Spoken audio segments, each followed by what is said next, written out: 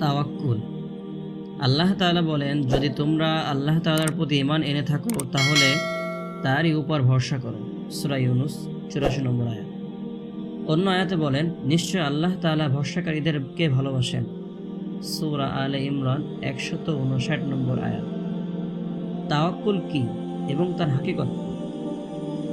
আল্লাহ তাআলার সৃষ্টির মধ্যে উপকারী ও অপকারী উভয় ধরনের সৃষ্টি রয়েছে।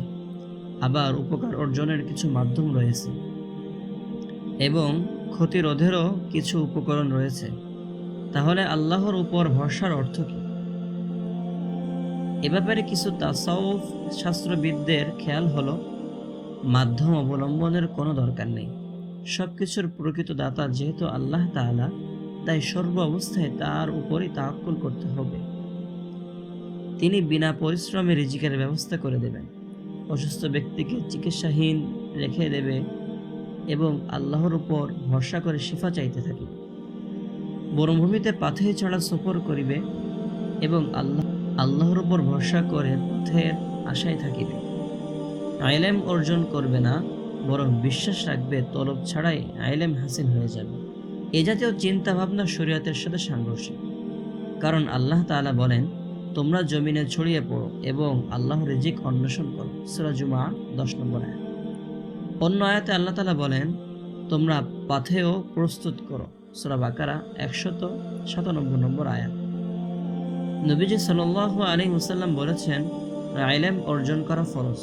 সুতরাং কেউ যদি মনে করে ইলম অর্জনের প্রয়োজন নেই, তা এমনি এমনি অর্জিত হয়ে যাবে, তাহলে সে শরীয়ত বিরোধী কাজ করে।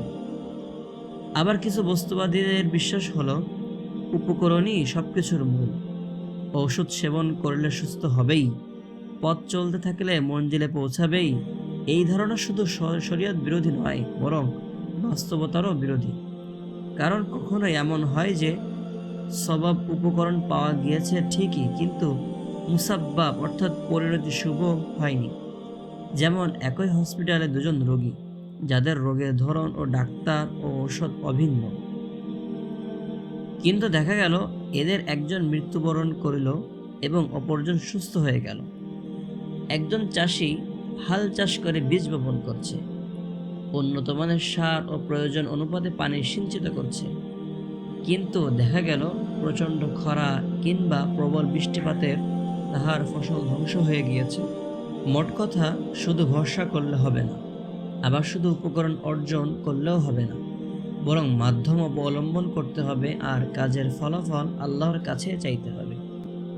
উট বেঁধে আল্লাহর উপর ভরসা করো, পরীক্ষার জন্য প্রস্তুতি নিয়ে আল্লাহর উপর ভরসা করো এবং সফলতা কামনা করো। এটাই হলো প্রকৃত তাওয়াক্কুল।